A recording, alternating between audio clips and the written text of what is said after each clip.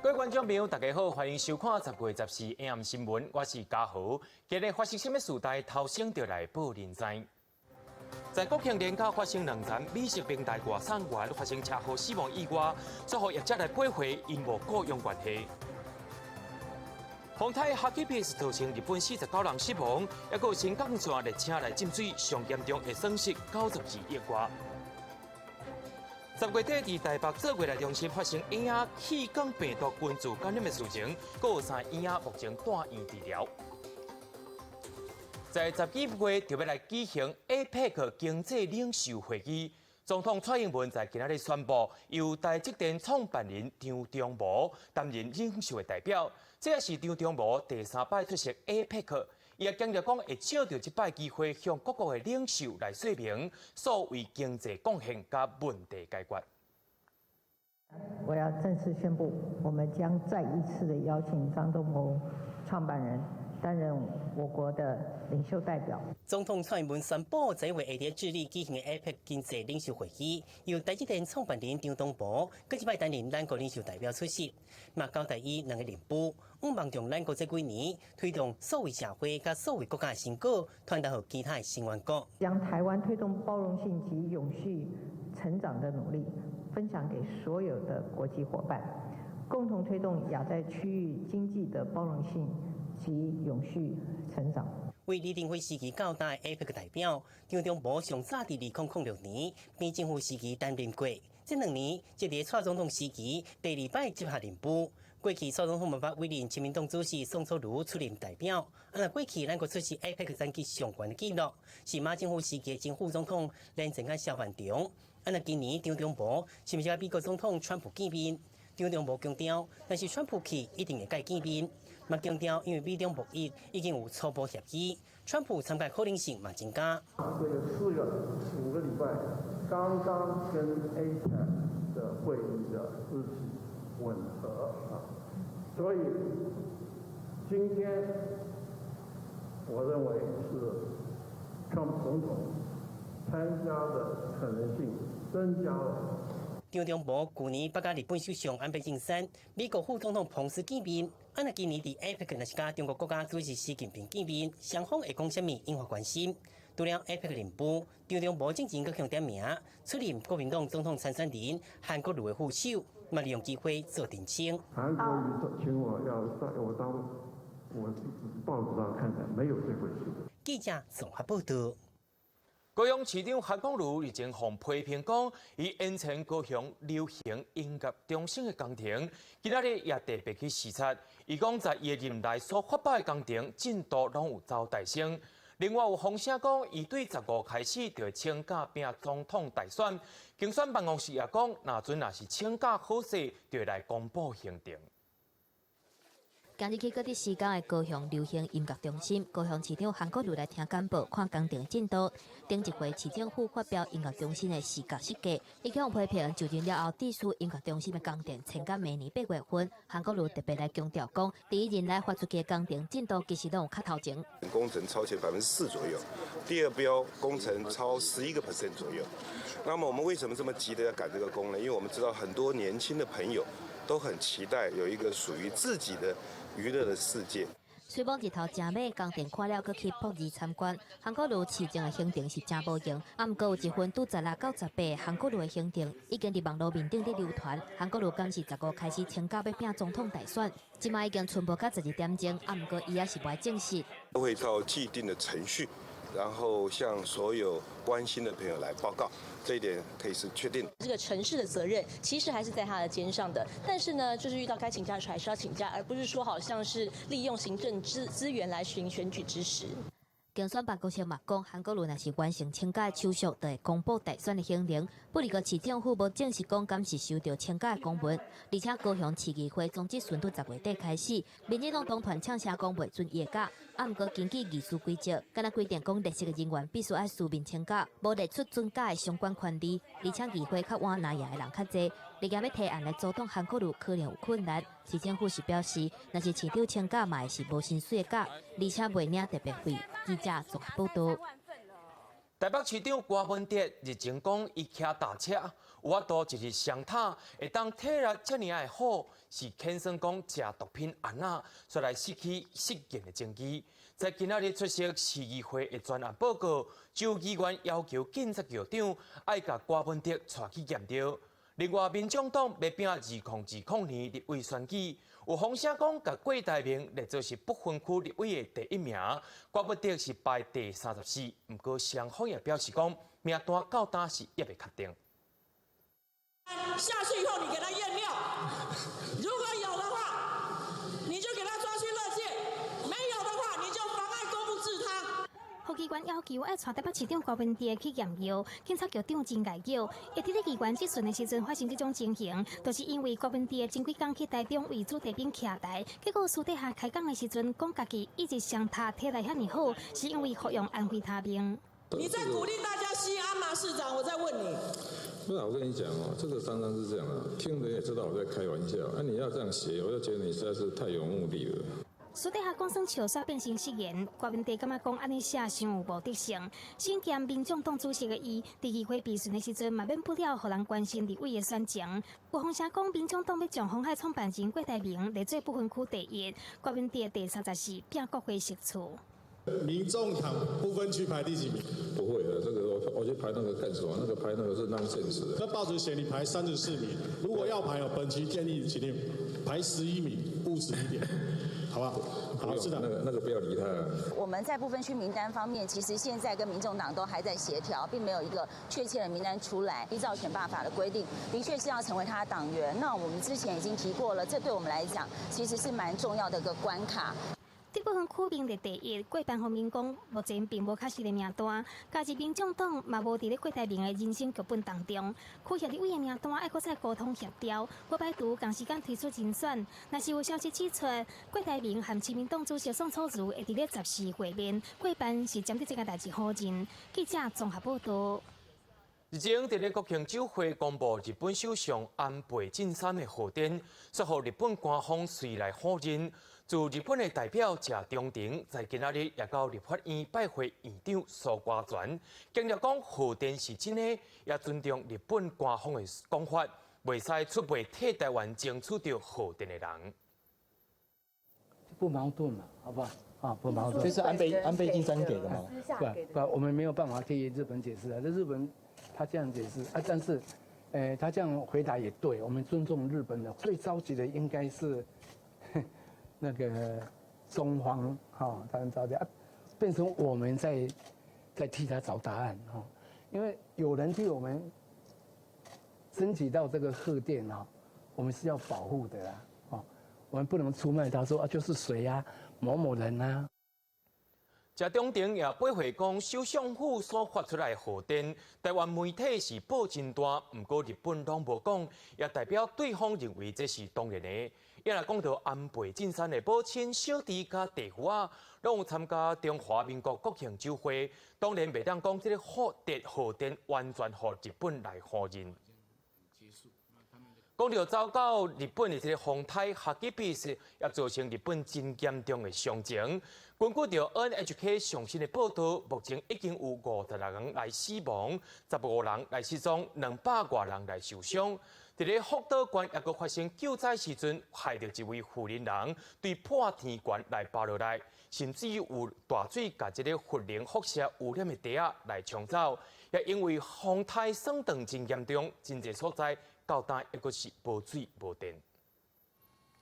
日本宫城县湾心町的空袭清楚看到，几排的厝和大水引起，徛过1楼大部分的面积拢浸水。强烈风台哈基贝即阵虽然转入做热带低气压，所以已经为日本带来严重的灾情。全日本总共21条河川崩坏，其中关东甲信越地区和东北地区上惨重。2天内都有规年3-4成的落雨量。中野县内的千曲川崩坏造水，水淹到4公尺悬，造成一个查甫人和水长期不幸死亡，3个人下落不明。零。新来川县上过关市是传出一口罩开车不幸载入去溪内面的被桥，其中老母甲查某囝2个人已经确认死亡，共车的爸仔囝是无看影。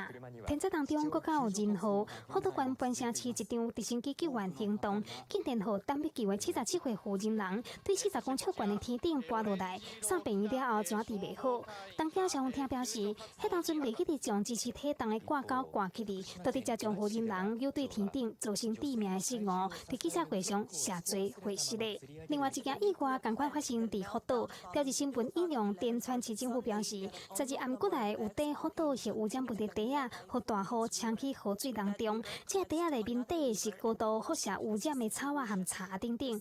市府收回10袋有染物，但是无确定漏出偌济。不过滇川市政府是强调，有染物无对袋仔当中渗漏，就算漏去河内面，对环境嘛袂有太大影響。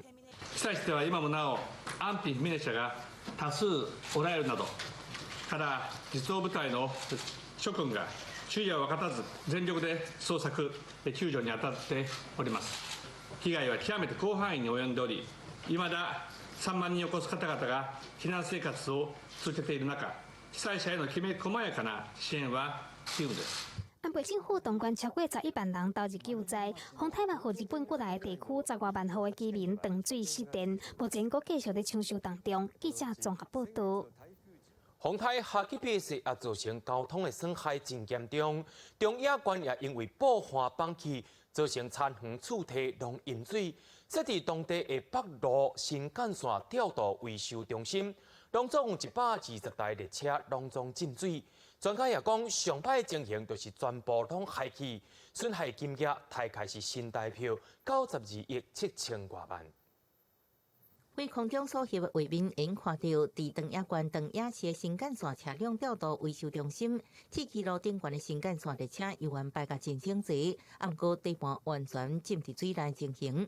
伫下一辈风台作业之下，爆花放弃的千曲川所在复古正好是北陆新干线经过长野市的路段。对车辆因为进水严重受损，铁路沿线四个淹水也影响行车安全。尽管今日到后山之间勉强以减班方式营运，不过为后山经过长野到东京部分，目前是停驶状态。真侪位关东地区到北陆出张探亲，尤其是旅游的民众，只好想办法驶路回去。東京に帰りたいんですけど、北陸新幹線が走ってないんで。どうしようかな。できれば早く帰りたいですね。電車が新幹線が水没しているということで、ちょっと遠回りで京都回りで帰ろうと思ってます。为了疏运旅客，丰泰过后除了航空公司班机恢复正常，日航甲全日空2间公司也加开往来小熊甲东京羽田机场的航班，并且调度较大型的客機。東海道新幹線と東北新幹線、秋田新幹線、上越新幹線は始発から平常通り運行されています。山形新幹線も午前11時ごろ全線で運転を再開しました。このほか首都圏の JR 私鉄各社の鉄道は今日は郊外の一部の路線を除いて平常通り運行されています。日本 NHK 電視台引用 JR 當日本的資料指出，停留伫中心的 E7 系列甲 W7 系列，12日總共120台電車，佔北陸新幹線所有車輛的1/3。日本媒體引用 JR 當日本公司的財報指出，這車輛的建築成本328億1100萬日票，核心台票超過92億7千多萬。鐵路系統專家指出，電車浸水可能會目到6公米啊，就算拍拼清洗，也可能有殘留，因為底盤充滿着精密的電子機器，只要有垃圾存在，向開動就會發火，所以上海狀況就是全部報廢。記者綜合報道。對着阮的鏡頭來看在地上大條，台北市長郭文哲在今日講大巨蛋有機會得以任內來完工。不過在下晡第7擺都心會，也因為晚上之前風災避難電腦模擬發生故障，市政府也建議講將大巨蛋1樓一部分的空間做作是戶外空間。所有前廉政委員批評專案根本就是違法。不過經過3點多鐘的討論，晚上也表示講，關於接受市政府的解決方案，將大巨蛋的風災模擬修正通過。我讲的所谓的应变时间2分钟到底到哪里去了？8分钟根本不可能离开座位席，不可能跑完，到底这2分钟去了哪里？大巨蛋第7届道歉会，有关是全炮声。特别是长高文第14第2会闭巡的时，头一届讲出大巨蛋有机会伫人来完工。大巨蛋道歉会搁再串关，就将重点下伫咧阮乡进前提出的防灾避难电脑模拟，伫上摆的情境之下，发生走袂叮当的情形。每个人的法律时间都很长哈，每个人都不耐烦。那极端的话，可能那出战时间就会，大家会互相冲突。我们实际上会建议。大巨蛋呢，依模拟的情境呢，落实分区的避难。好，那实际上要分区的避难才会避难的速度会加快。台北市政府针对大巨蛋园区避难的搭车地点，建议将部分1楼作为半户外空间，但是好在场的款团甲居民代表批评，甚至讲有前廉政议员认为专案根本违法，质疑台北市政府为怎样会当信落去？公开透明有个什么用？对不对？因为它在法律上。全部都是一个弊案嘛，都是个违法的东西嘛。其实电脑模拟应该回馈到设计本身去看，所以我们今天才会建议以这样子户外的调整、空间的调整来提委员会讨论。那是大巨蛋附近共和国小的家长会代表嘛认为，大巨蛋厝顶的光害已经影响学生就学的权益，但是台北市政府拢无处理。一路关心专案的当地里长嘛批评台北市政府的沟通无诚意，要求莫伫咧避难疏散顶面放水，和民众陷入公安的危险。规条道歉会是炮声不断。记者综合报道。伫咧台北市有一间做过来中心和兴产后护理之家。在顶个月发生讲有10名婴儿出现着呼吸道融合病毒的群聚感染，不过院方却是暗砍疫情延前通报。目前阁有3个婴儿当咧住院治疗，疾管署也表示讲，若准有来违法，相当会得甲伊罚15万。就是最近伫台北市的河乡树林产后护理之家被卫生单位稽查发现有呼吸道融合病毒群组感染，简单叫做 RSV， 有10位新生儿围着，不过院方可亲像隐瞒疫情延迟通报。但是小朋友会被感染啊？对啊，因为没有处置好嘛。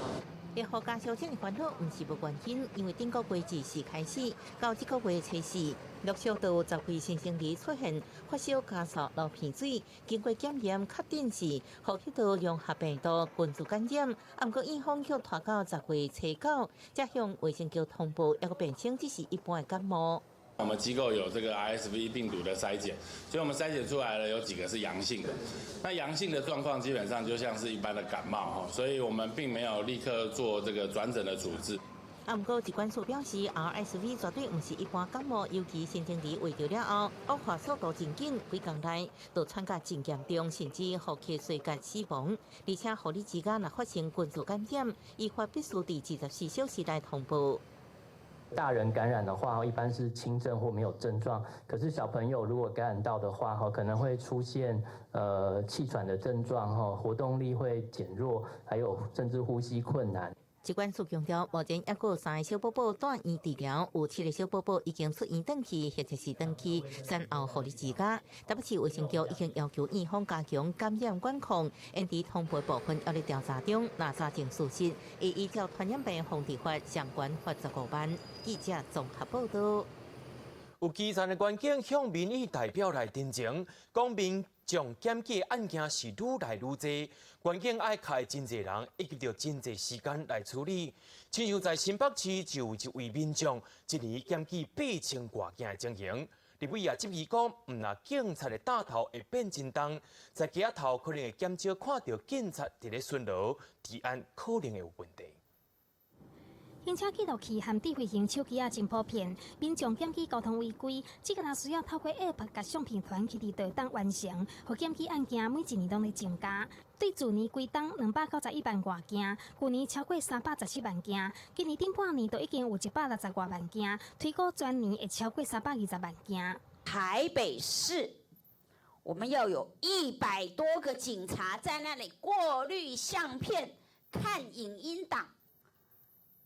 平均一个人要处理6000件的检举案。交通部回应，设计检举制度是因为要弥补环境警力不足，但是真正的环境反映，检举案件增加，颠倒造成环境必须要投入人力伫咧核对检举事情，若无会人控告结案。检视检举案件以违规停车和无拍方向灯上侪，立委质疑，因为要处理这一寡无立即危险的微罪，颠倒影响顺路人流，造成街头的建警率下降。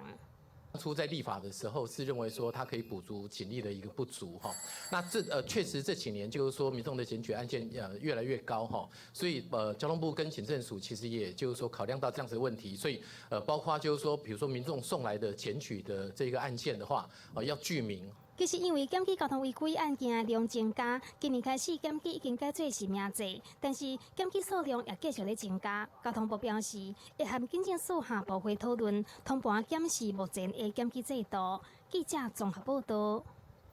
伫咧这个国庆连假，就发生2人美食平台外送员发生车祸意外来死亡。不过美食平台业者说讲，甲外送员是无涉头的关系，无职业灾害补助的。透早劳动部长柯明春也讲，已经要求职安署会同地方政府进行劳动检查。国庆日初17夜，一名29岁的富片达外送员甲小货车相撞，伤重不治。过3天13暗，台北市树林区发生一件死亡车祸。Uber Eats 的外送员和后边的车对撞，重伤送病院医袂好。4天内就发生2件外送员的重大车祸，佫也袂煞。14下晡新庄区富片达外送员和弄红灯的货车弄到飞去，虽然无性命危险，但是身躯顶骨头位受伤。国内2大送餐平台富片达和 Uber Eats 就连续发生外送员车祸意外，引起外界关注。桃园市政府劳检处拜一上班日的头一天，就需调查外送平台甲外送员是承揽或者是雇佣关系，来厘清职安和路奇怪疑义。这样的一个新兴的模式，是不是透过这样的一个云端跟 App 的一个方式，跟这个外送员之间是不是有一个指挥监督的关系？这也是我们了解的重点。按国内也立委炮轰，这个劳动部无尽到督导的责任，一直到外送员就连续标出重大交通事故，才开始调查业者是不是假承揽真雇佣。我觉得他们是假承揽，不是他们说了算，是假承揽吧？所以这个部分我们也会，他其实是真的是在雇佣吧？检视他们的契约，只要是雇佣，他就要负起雇主的责任。因为订餐平台业者讲，和外送员属于承揽关系，所以无投保。若是强制汽机车责任险，敢若针对第三人，毋是外送员。立委质疑，美国 Uber Eats 只要订单有上 App， 外送员开始送，都是有保险。但是同款的平台来到台湾，外送员的保障差真济，也认为业者明显咧弄法律的漏洞。Uber Eats 跟 Foodpanda， 请他们务必要替他们的外送员保意外险，可以做得到吗？跟委员报告，我们是监理机关，但我想就委员的建议，我们理解之后呢，我们可以请这个寿险工会，特别是产险工会吧，应该是，那么可以来表明他们可以提供相关的这些商品的内容，我们可以请产险工会来发函。金管会保险局表示，目前车产险工会研究，希望设计出营业用的机车险，但是敢提供公司投保，个人袂当投保。另外，劳动部表示，会伫2礼拜内完成国内7间送餐平台业者的检查，佮协助外送员成立职业工会，争取权益，禁止假承揽真雇佣。记者综合报道。连续发生2站美食平台外送员的死亡车祸。劳动部下晡也去这2间外送平台 Uber Eats 甲 Foodpanda 进行劳检，暗头也召开记者会对外来说明结果。初步认定外送员甲平台之间是头家请新路的雇佣关系，平台业者要负起头家责任。我们认为业者与理灾者具有一定程度的指挥关系，也就是组织从属性。我们认定它是雇佣关系。那是因为在执行事务中因公死亡是属于职业灾害，雇主也需要在期限内要给予劳动基准法规定的职业灾害补偿。劳动部表示，经过劳检了后，发现外送平台要求外送员要24点钟汇报。以及穿着制服甲使用平台的商标大纸等等，实际上确实有头家请新路的雇佣关系。这2名外送员伫咧出境的时阵发生死亡意外，而且头家拢无投劳保，劳动部会请劳保局来加保，也因为Foodpanda甲 Uber Eats 业者拢无提供劳工出勤的记录，劳动部也表示讲，若准无来提供是真大条，拢总会合并罚170万。伫咧2礼拜内，也会专工调查这间外送平台。讲到全台湾的外送员，大约有8万人，真侪外送员表示讲，拢是伫咧做线工的，是趁无讲介济。不过也有真侪人拢是专心来投入，一工拢是10点钟起跳，逐礼拜拢是超过40点钟。比起奉请的是更较操，煞无劳健保，发生事故，敢若会当转去顾家己，实在是无合理。伫咧台北市的大路小巷徛奥多摆送报，无一困头的功夫，小夫妇来好食米5分钟以内，就送到人客因兜的门骹口。不离个桥多摆是肉包铁，伫咧大路软来软去，看起来特别危险。尤其是为着要加接规张单，赶时间转来一直发生意外。真侪外送员表示，因为生产关系，业者无保劳健保。我们是所谓的没有劳健保这一块，缺点就是没劳健保，然后自己还有一些医疗意外险之类的，加强这块不足嘛，因为每天在外面跑。对。毋若无保劳健保，发生事故该家己承担。趁无够钱的外送员就认为，这根本就是高风险的行业，甘愿去找一份有劳健保的工课。去找有劳健保的工作做，会对自己有比较保障。这家店也要外送的话，老板也会提供我们劳健保的那个第三责任险的那种福利。针对餐饮外送员的事故，Foodpanda选择发声明稿来回应，强调讲虽然外送员拢是生产关系，毋过提供比法定规范较悬的保险保障。保险的范围，佫包括死亡、残废、第三人体伤等等，甚至佫有跑车事故的财务损失。另外，Uber Eats 嘛发声明稿表示，甲外送员是生产关系，除了有经济险以外，嘛有加保雇主保伤险。不离个目前敢若高雄、屏东、桃园地区有保，若是发生意外受到财损、薪损，相关的保险金额是200万。不离个若是其他县市的外送员，今麦也搁在敲切当中。那实质上就是一个受雇行为。平台业者对于负评，他有一定的惩处的权利，他有锁他的接单的这样的一个权利。这符不符合我们在一般认为雇佣关系里面的人格从属性的要件？劳工团体认为，劳工生产关系去互滥散用，主管机关必须要订定相关的规范准则，而且重点是伫咧雇主。若是所有法定责任拢是爱外送员家己来承担，这无公平，而且嘛无合理。记者综合报道。国际上要紧，咱做回来看互真。瑞典皇家科学院将2019年诺贝尔经济学奖颁发予美国麻省理工学院的洪阿堡经济学家、印度的巴纳吉加法国的多佛，以及着美国哈佛大学的 Kramer。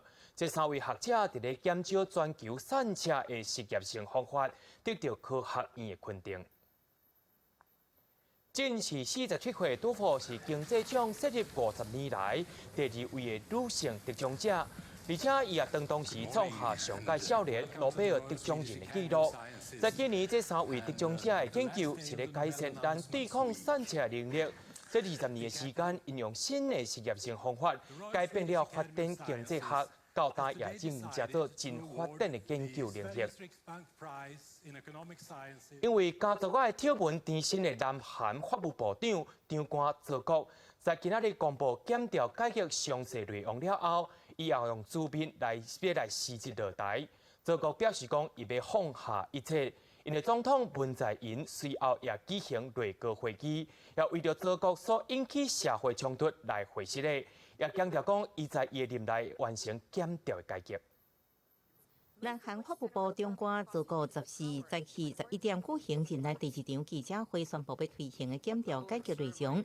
3点钟了后，就传出伊一场声明请辞落台消息。昨个指出，韩国的权力来自人民，无其他力量应徛在人民之上。检调体系应该建立面向以人民为中心的组织文化。伊的角色已经结束了，即马要放下一切，专心照顾好伊厝内底人。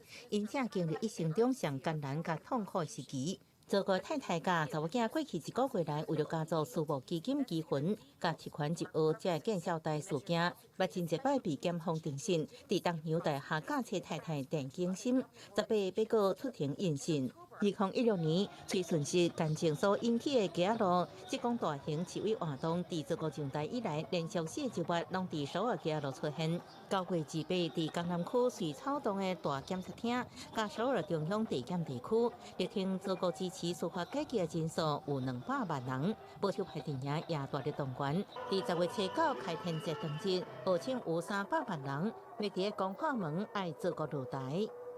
지금 자기가 법무장관을 해가지고 검찰 개혁을 하겠다고 하는데 검찰 개혁을 할 게 아니라 자기 집안부터 개혁을 하라고. 예? 자기 집안부터 개혁을 하고 나서 검찰 개혁을 하겠다고 나서라고. 그리고 도덕적으로 깨끗해져라. 검찰을 견제할 수 있는 어떤 대한민국에서는 검찰을 견제할 수 있는 장치가 아무것도 없어요. 그래서 검찰의 그 무소불위의 권력이라는 것은 기소권과 수사권을 분명히 분리를 해서 검찰의 권한을 제한할 수 있고 그다음에 국민의 정치 행위를 하지 않는 어떤 국민의 상식에 납득할 수 있는 검찰이 수사를 바라는 것이죠. 伫祖国宣布辞职1点钟后，总统文在寅伫青瓦台内阁例行会议，为祖国事件所引发的社会冲突致歉。不过，伊补充指出，这个代志也提醒大家对检调改革迫切性的进展。文在寅表示，祖国的气质未影响改革工作，佮强调伊要完成检调改革的决心。记者综合报道。 针对着美国总统 Trump 的弹劾案，前总统拜登13日强调讲，应该对 Trump 进行弹劾。因的后生汉也头摆透过律师对着 Trump 要求乌克兰爱调查伊的案件发表了声明，表示讲伊无任何犯法的行为。那准因的老爸拜登明年选调总统，伊袂伫任何一间国外公司来吃头路。I think the boy knows. That I'll beat him like a drum if I get the nomination. 美国民主党总统提名参选人拜登13出席伫爱荷华州举行的美国劳工联合国论坛，对美国总统川普弹劾案态度转最强硬，批评川普引进外国势力，甘有美国总统大选应该互人弹劾。By the way, where's Hunter? He walked out of China, so he walks out with $1.5 billion. 川普甲拜登的后生亨特加调调，进前佫讲亨特伫中国迫害华美金公司担任董事的职务，佫利用老爸关系对当中赚15亿美金。亨特13头一届透过律师发出声明，表示伫咧担任乌克兰天然气公司的董事期间无任何不法。另外，伊伫2017年10月对迫害华美投资42万美金，有10%的股权，无受任何 commission。伊嘛讲会伫10月31日辞掉中国迫害华美金公司的董事，佫讲若是伊爸爸明年。 也得总统大选，伊袂伫任何一间外国公司任职，嘛代表讲伊会将股权卖出去。No one has indicated of any consequence that anything was done wrong or illegally by me or by my son. 若是川普弹劾案上新的进展，美国国防部长埃斯培13表示，国防部会配合众议院的弹劾调查，和别疆无同。福斯新闻频道的民意调查指出，有51%的人支持对川普的调查弹劾听诉。拜登的民调敢若嘛受到通俄门案的影响。哥伦比亚广播公司 CBS 上新的民调，伫提早投票的18个州当中，参议员华伦以31%比25%赢拜登。10月15日，特别定定为民主党初选辩论，话题重点嘛有可能伫通俄门案。 记者综合报道。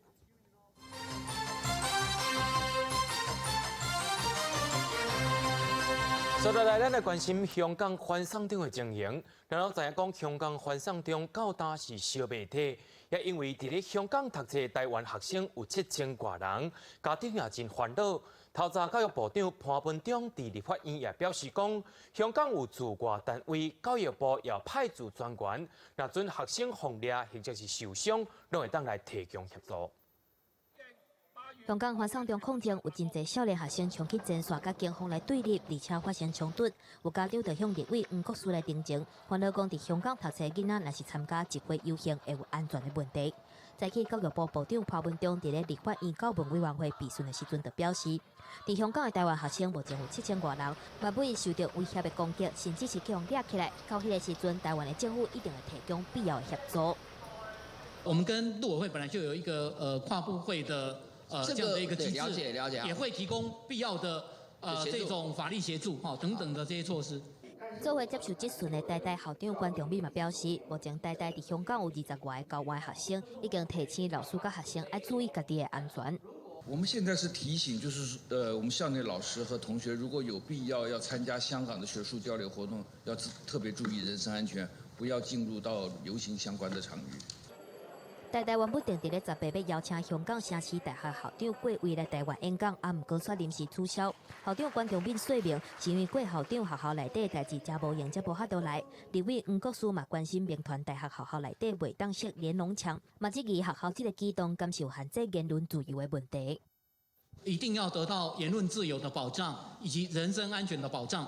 那现在民传大学它要设置这个电子连农墙，那可能会进行相关的内容的审核。那教育部同意这个样子吗？我想用言论自由为基本的前提，就没有所谓用审核的问题了。如果有这部分，教育部会进一步了解。香港反送中的抗争继续伫进行，早起就有学生甲校友也雨伞伫咧小西湾汉华中学外口发起认真的活动，抗议校方要求学生袂当挂喙暗压迫自由，所以向学校来交抗议批。而且伫咧将军澳的病院内底，是由医护人员摕票去前做要声援前一天去互掠起来医生，因为不满警方乌白掠人，迄个医生敢若是经过上场的时阵摕手机起来翕相。按是13即天，伫咧西雅山山顶的香港民主女神像，过长工就去互破坏，身躯有红色的粉液，雕像的骹嘛断去。负责的团队表示，去互破坏是早就料想会到的，暂时无修复的计划。记者综合报道。立法院4大党团下晡也针对着消防法部分条文修正草案进行到党团的协商，由立法院长苏家全亲身来主持。经过协商了后，条约也达成共识，也将消防员的退避权甲调查权入法。若准消防员死伤或者是重伤，要组成灾害事故调查会。这个月初3，台中市大雅工厂大火，2名消防员殉职，引发外界对消防法修法的讨论。立法院长苏家全礼拜日下晡调集朝野协商消防法部分条文修正草案，最后各党团达成共识，将消防员的退避权甲调查权入法。第20条之一我们就以增加一项，就是前项首称危险性救灾行动认定标准，由中央主管机关认定之。第20条之一退避权部分，按协商内容通过，由现场指挥官决定，若5人受困会场，延免进入会场。第27条、27条之一调查权部分，有6名重大伤亡灾害案件发生时，由中央成立调查委员会进行调查。这是消防员工作权益促进会近年来争取改革的诉求之一。各地党团协商进程，消权会早起为立法院均限劳措法，行到内政部门下口开记者会，呼吁消防署唔通过主动修法。目前消防署所提出来的所有的建议版本，都是阉割版本。它去除掉了我们所要求的明确定义高风险救灾。指出，立法院长苏家全强调，要将所有灾害纳入无限制火灾调查会改为灾害事故调查会，而且成员要将基层消防团体纳入，请内政部登记修正草案文字，等待市政总质询结束后，会优先处理消防法。记者综合报道。在日前，宜兰的南方蚵仔大桥来登记，也造成6名外籍渔工死亡。渔工的权益也引起外界关注。日前，宜兰县渔工职业工会秘书长李丽华也表示讲，外籍渔工生活环境是真歹，甚至禁猎鱼期间，阁互外籍渔工交予中人来处理。地方渔界人士今日也出面指控，讲这款的讲法是看一个影就生一个囝，要求爱回实的，若无就要来抗争。李丽华也回应讲，家己无讲唔对，拒绝回实的。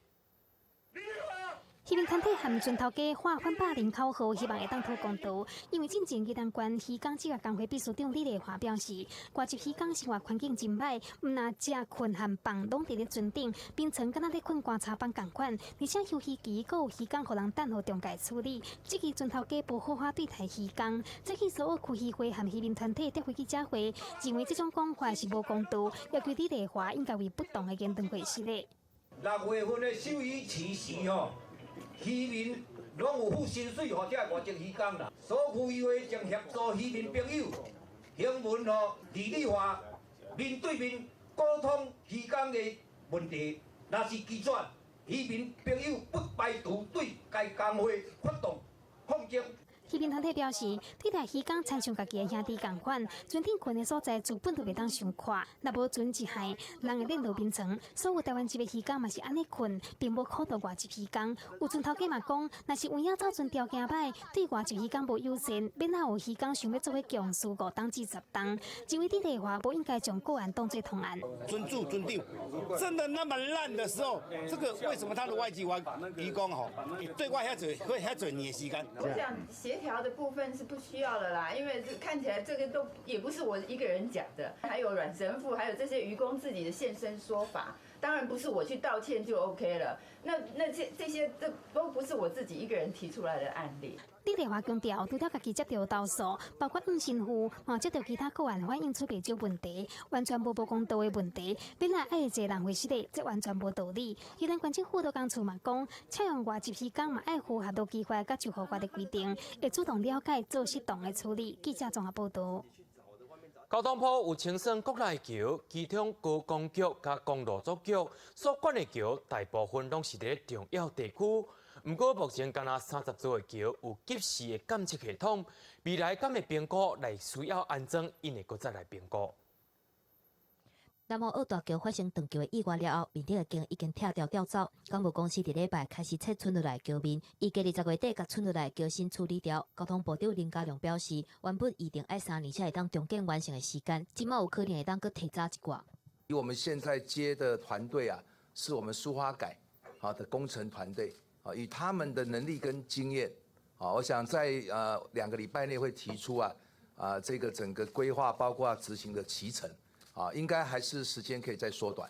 交通部进前开始全面检查国内2万外座的桥，对过去各桥的主管机关提报的资料来检视，而且其中算是交通部公路总局甲高工局伫管的桥，大部分拢是车真济的交通重点。2个单位目前总共管6451座桥，所干那30外座有到即时监测系统，利用光纤的光源回馈即时量测。伫桥面甲光缆到监测器，会当侦测沉落去桥梁的角度、光缆震动的频率，若是有无正常，分段系统会发出警示。自动监测或者是即时监测这样的一个系统，是可以确保刚才特别提到特殊桥梁的一个安全。我们依照桥检的结果来判断，我们会考虑来侦查。交通部表示，未来若是新起的桥，拢有即时监测甲回报资讯，就譬如讲，长体起的淡江大桥。交通部目前长体盘点全国的桥，还未定期检查，也是讲即时有危险的会成风桥、较特殊的桥，也是讲较旧的桥，会搁评估看敢是要到即时监测系统。记者综合报道。红灯阻止阮唔通来行这条险路，不过伫高雄有一个查某大学生，歇落的时阵，逐工拢耍手机超过10点钟，煞出现着青红的色盲。过车路的时阵，分袂清楚青灯或者是红灯。医师也表示讲，后天的色盲通常是目睭感应光的细胞受到损害，是真歹医。不过，这个查囡仔也真幸运，到今也已经医好势啊。摕手机逐工用超过10点钟，这个女大学生进前因为休热，因无代志就耍手机后来过来解过车路，拢险互车弄着。原本伊就是别人弄红灯，一直到厝里的人发现，才知影讲家己已经无法度分辨青红灯。我不知道那个是红灯，然后要过去的时候拉住我，然后问我说怎么这么危险，就要闯红灯。女学生只有近视，无目睭相关的遗传病史。经过医生确诊是后天性的红青色盲，检判是互手机拿光射连续照上久，感光细胞受损。锥细胞还有杆细胞的受伤。那受伤之后，他那个感觉那个光的那个判别颜色的功能产生了问题。医师表示，色盲一般真歹治好，但是女大学生除了食药补充叶黄素，搁再加上食补，促进细胞再生，目前已经恢复正常。嘛呼吁民众看手机唔通随连续超过3点钟，一天上好伫5点钟内。记者综合报道。人的大脑因为年纪的增加，功能会变歹，因为拢是靠医生的经验判断来判断病人的病情。不过在阳明大学的研究团队，因说会当利用 AI 人工智慧，用电脑来判断大脑的年龄。这项技术未来会当应用在预防医学以及着风险评估等等。试验者头一起自定造影仪器内底电脑就随开始分析，这是阳明大学的研究团队结合大脑自定造影的技术甲 AI 演算法，开发出高算脑龄的模仔，会当来判断大脑的年岁。我们就来讲说退化性疾病的一些发展，所以呢，我们当然就是从这个当做一个指标，用 AI 的算法，把我们等于是属于台湾人或者是整个华人的族群的这样子一个大脑的一个年龄的表现，用 AI 去计算。这三个人白白都是70岁，比的脑龄甲实际年纪相共，C的脑龄就比实际年纪加要8岁。伊甲 A、B 两个人比起来有真明显的差别，就是黑色的空间较大等等的现象。若是脑龄比实际年岁较大，代表大脑加速老化，较有神经的病变风险，嘛会提高致死率。脑龄跟你的身份证年龄有很大的差距的时候，国外的研究很早就大概2年前就已经告诉我们说，在疾病上面或在它的整个死亡率上面来讲，实际上是有比较大的风险。研究团队希望讲未来相关的研究成果会当投入去预防医学、健康风险评估等等的应用范围，因为失智症是高龄化的社会一定爱面对的健康议题。而且根据调查，台湾65岁以上的民众，平均每12个人都有一个着病，上主要就是甲退化还有脑血管病变等等有关系。当我们失智的症状出现之前大概20年左右的时间，我们的大脑呢已经早就开始在发展有关失智症的一些病理的变化。预防的话呢，运动、动脑还有社会互动这3种。失智症的协会是提醒，目前无任何药啊会当治疗失智症，所以伫咧注意脑龄的时阵，平常时嘛要注意食食、加运动、加振动头脑，都改变生活的惯势来降低风险。记者综合报道。伫咧花莲政府也利用霸占角来减少海洋对海划线影响。地高河川局伫咧做北花加强改善工程，所发现讲海划线有通长5到10公尺，也有的巴掌角顶头也有伫咧生漩涡，也代表着生态环境渐渐伫咧变好啊。老一辈花莲人拢知影，民国80年之前，花莲海边为北花到海划线有100公尺长，毋过花莲港起了后，受到影响，土山严重流失。后来政府等真济马掌角，才减少这现象。正常啊，处理哦，拢全咧沙地啦，即马就是这个海水都侵蚀啊，尾啊，迄个地球迄个河川局甲用这个石头啊，来迄落来贴啊，无你互伊侵蚀入来嘛，那个危险啊。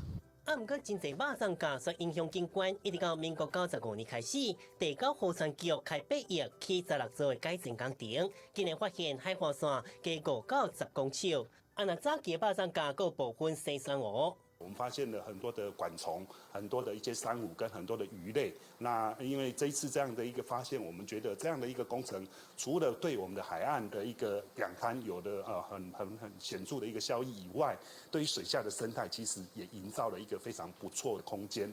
花莲的民众嘛，介意伫遮做休闲活动，毋过对水下生态是毋是变好，看法不同。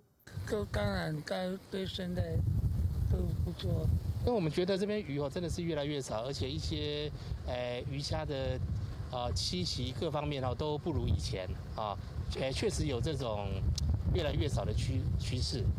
地高河川局强调，离岸浅堤亲像人工鱼搭，对增加鱼仔甲虾仔生活空间绝对有帮助。公部门找恢复生态工法，嘛需要民众配合，莫个乱等鱼网啊本数才有机会恢复海洋生态。记者综合报道。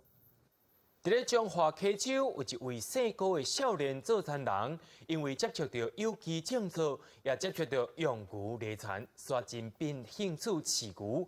目前也已经饲了4只，毋但用来种植，也要互民众来甲牛互动，希望用牛做事的农村文化会当继续流传落去。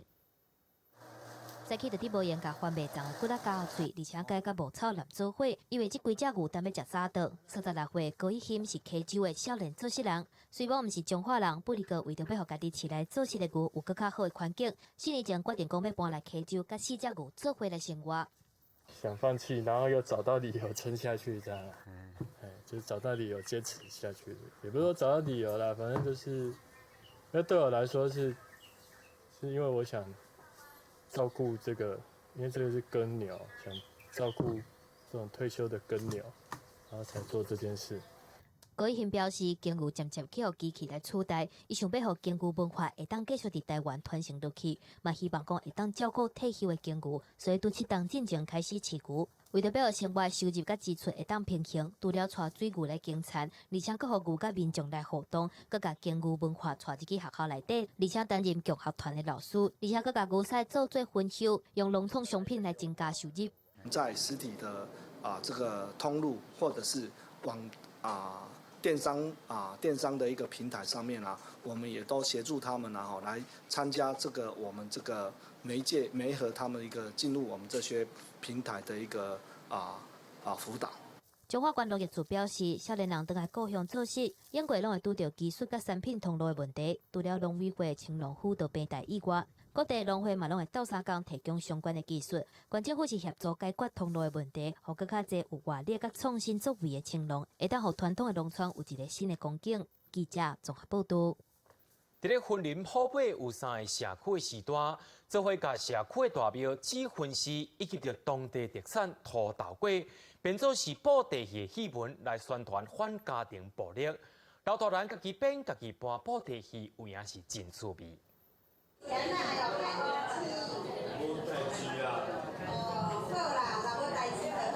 戏台顶一出布袋戏演甲真闹热，搬戏的是森林好尾3社区的老大人，因做伙上剧本，做伙演出。这出布袋戏的主角，互孙仔拍煞毋敢对外人讲，后来经过指分析生命的指点，孙仔才向阿公来回息的。这出戏的主题结合社区的特色，宣传反对家庭暴力。恁练安尼练偌久？练短啊，才有1礼拜啦。因为每1礼拜来1届安尼啦。出来安尼大家做伙讲，然后开讲、创啥，安真好啦。其实教那个阿公阿嬷玩布袋戏是不难的，因为我们希望把很趣味的东西加入到社区里面，让他们玩得开心。那其实他们玩得越开心的话，他们就会呼朋引伴来到这个社区。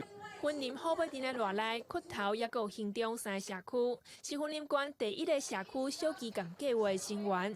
3社区分享资源，合作求进步。 3个社区结合起来，运用因的资源共享，来推动着咱这个照顾的业务吼。地方的大庙也有特色的食食土豆粿，拢变作是剧情的一部分。社区的长辈搬起来特别熟悉，搬布袋戏来联络感情，过程嘛真深熟。居民做伙来，社区斗阵拼，幸福就伫遮。记者综合报道。化工原料行的第3代陈碧宪，希望化学会当生活化，伊也成立一个数位平台，用轻松趣味的方式，将化学知识重新解说，希望大家会当了解化学甲生活的关系。 2014年，陈碧宪成立 Life 生活化学，用轻松笑快的方式，把化学的知识翻译变做真好看的图文故事，讲互一般的人来听。咱的团队呢，其实人无济啊，不过阮拢足活泼的，所以阮就想要设计遮的化学的产品是大家在厝的内底会当家己做遮的实验，互伊感觉讲，其实化学毋是讲咱所想遐恐怖，其实化学会当在厝家己去算。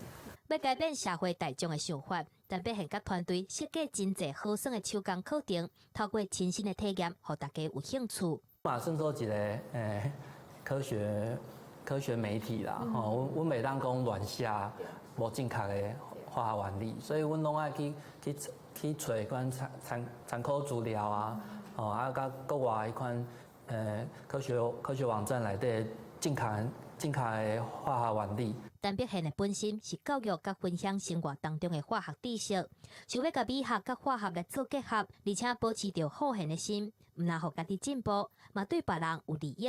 希望讲会当甲社会大众做伙来找出一个新式的世界，相信大家拢会当变做生活化学的高人。记者综合报道。明仔载受到东北风的影响，各地头早暗拢会较冷。台湾东北部以及着基隆北海岸有可能有地震雨的情形，在北部、东北部、东南部以及着马祖也有局部的地震雨。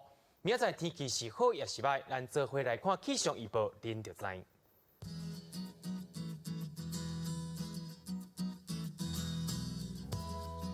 北部地区为22度到28度。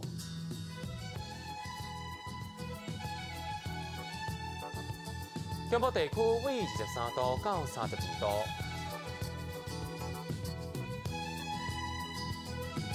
南部地区为23度到32度。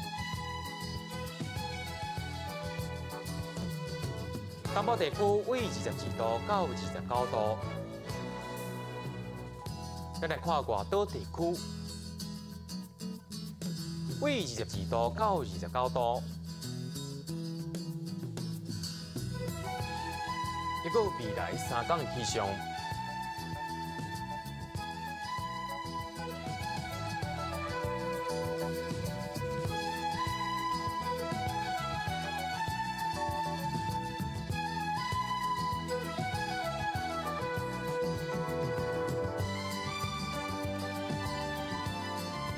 新闻的最后要带您来到意大利行行看看咧，也感谢您收看今日的 AM 新闻，我是嘉豪，咱再会。